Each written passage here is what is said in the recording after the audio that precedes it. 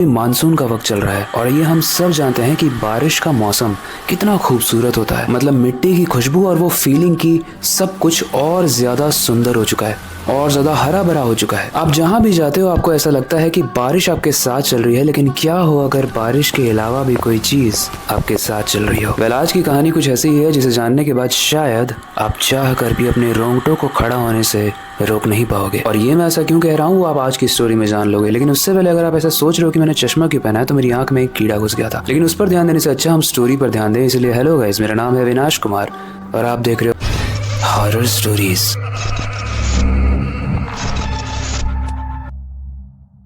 ये कहानी है 24 साल के वरुण की। वरुण दिल्ली से मुंबई आया था अपनी नौकरी की तलाश में। अब वैसे तो वरुण का ऐसा नेचर था कि उसे बहुत फास्ट वाली लाइफ पसंद नहीं थी, जैसी लाइफ मुंबई में या बड़ी बड़ी सिटीज में होती है। लेकिन क्योंकि उसे अपने करियर में ग्रो करना था, उसे ग्रोथ की भूख थी, इसीलिए वो मुंबई शिफ्ट हुआ था। जब उसकी नौकरी लगी तो घर वाले बहुत खुश थे, इसलिए अब तो कोई चांस ही नहीं था कि चाहते हुए भी वो मुंबई से वापस घर जा पाए। वो बहुत अच्छा एम्प्लॉय था, पूरा काम टाइम पर करके देता था। और एक दिन काम करते करते रात के 11 बज गए।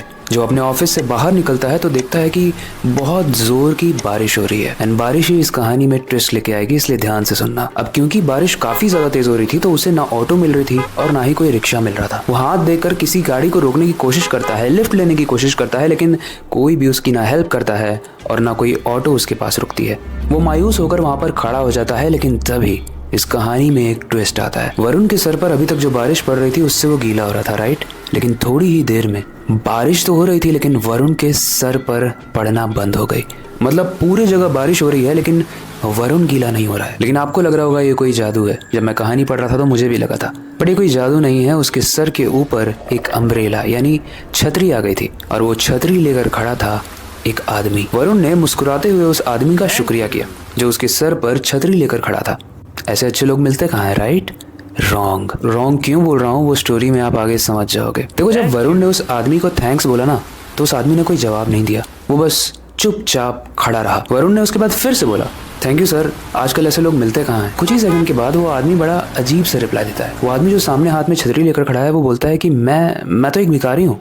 आज मैं तुमसे मिला हूँ, कल मैं किसी और से मिला था और आने वाले कल में मैं किसी और से मिलूंगा। वरुण को लगता है कि बड़ा अजीब इंसान है। उसे लगता है कि शायद नशा वशा किया होगा इसने। लेकिन उसे थैंक यू बोलकर वरुण उस अम्ब्रेला के, उस छतरी के नीचे से आगे बढ़ जाता है, ये सोच के कि अब उसे ऑटो या कोई गाड़ी मिल जाएगी जिससे वो अपने घर तक जा पाएगा। लेकिन गाइस, बारिश तो रुकने का नाम ही नहीं ले रही थी। अब सीन कुछ ऐसा है कि वरुण जैसे जैसे आगे चल रहा है उसके पैर की छपछपाहट जो पानी में पड़ कर आ रही थी वो तो आ ही रही होती है। मतलब उसे अपने पैरों की आवाज तो आ ही रही होती है, लेकिन कुछ ही देर के बाद उसी पैरों की आवाज के साथ साथ एक और पैर की आवाज आती है। मतलब जैसे एक और कदम उसके साथ मिलाकर कोई चल रहा हो। लेकिन स्ट्रेंज बात पता है क्या है?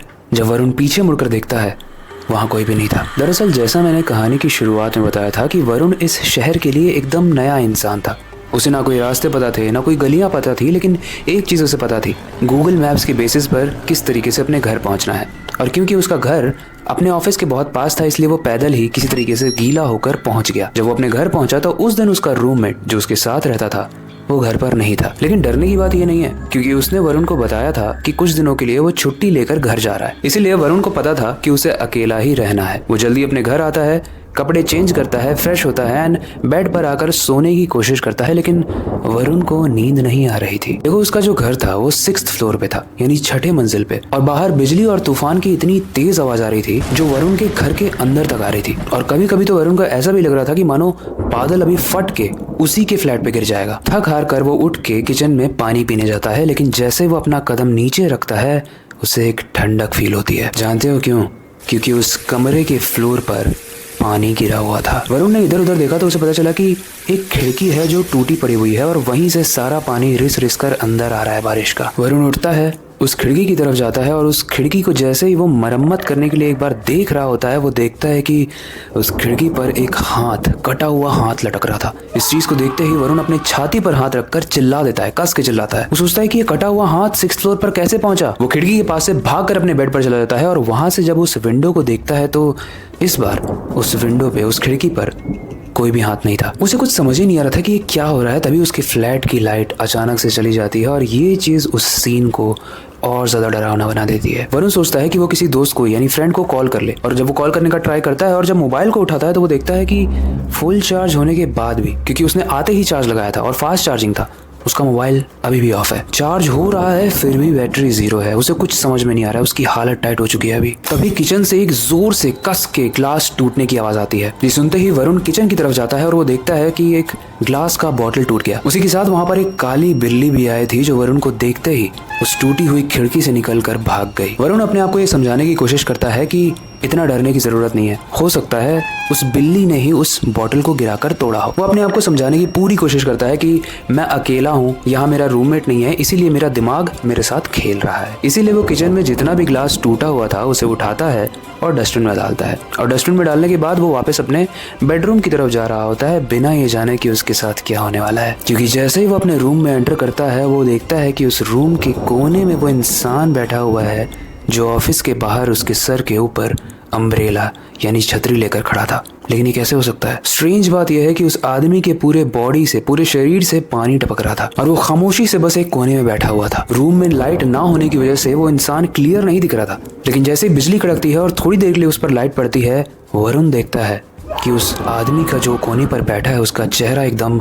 नीला पड़ा हुआ है। सिर्फ चेहरा ही नहीं, उसके पूरे शरीर की जितनी भी स्किन होती है, जितना भी चमड़ा होता है, सब कुछ नीला पड़ा हुआ है, मानो वो इंसान मरा हुआ हो और पानी में फूला हुआ इंसान हो। डर के मारे वरुण एकदम चुप खड़ा रहता है। तभी वो इंसान बोलता है कि मैं तो बस आपकी मदद करना चाहता था, लेकिन मेरे साथ ऐसा क्यों हुआ? उस रूम में काफी अंधेरा था तो वरुण को कुछ दिख नहीं रहा था, लेकिन एक कस के बिजली कड़कती है और वो इंसान वरुण के एकदम सामने खड़ा था। वो आदमी जैसे ही वरुण के सामने आता है, उस आदमी का फेस बहुत ज्यादा डरावना था और उसका शरीर ऐसा प्रतीत हो रहा था मानो उसके शरीर में कूट कूट कर किसी ने कोई सड़ा हुआ पानी भर दिया। और सिर्फ उसके शरीर में ही नहीं, रूम में हर तरफ पानी फैला हुआ था। गाइस, इस सिचुएशन में अपने आप को रखकर देखो, आपको समझ में आ जाएगा कि कितना डरा हुआ होगा वरुण। अब इससे पहले कि वरुण कुछ समझ पाता, उस रूम में पानी एकदम से बढ़ने लगा और वरुण उस आदमी के साथ पानी में ही डूबने लगा। वरुण का सांस लेना मुश्किल होने लगा और धीरे धीरे वो पानी में डूबकर बेहोश हो गया। अगली सुबह जब वरुण का वो रूममेट जो छुट्टी पर गया था वो वापस आया तो उसने देखा कि वरुण रूम में नीचे पड़ा हुआ है। लेकिन स्ट्रेंज बात यह है कि जैसे ही उस बंदे ने वरुण को उठाया, उसके मुंह से इतना पानी निकलने लगा, इतना पानी निकलने लगा मानो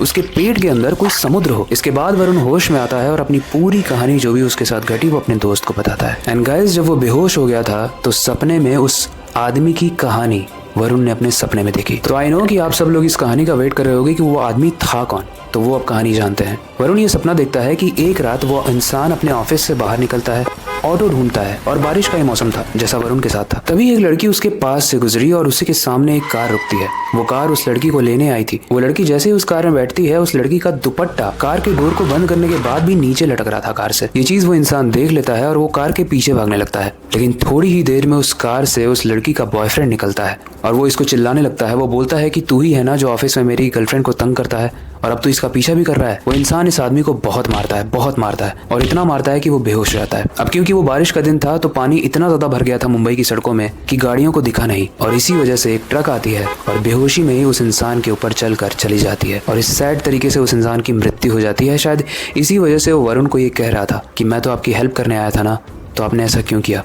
क्योंकि वो ये चीज वरुण को नहीं कह रहा था, ये चीज उसकी आत्मा की जहन में बस गई थी जो उसको फील हुआ उस लड़की की हेल्प करते वक्त। एंड जब ये बात वरुण ने अपने दोस्त को बताई तो वरुण और उसका दोस्त दोनों ही दुखी हो गए। वरुण ने बोला कि यार, कई बार हम किसी और का भला करना चाहते हैं लेकिन हमारे साथ ही बुरा रहता है। एंड गाइस, ये सच भी है।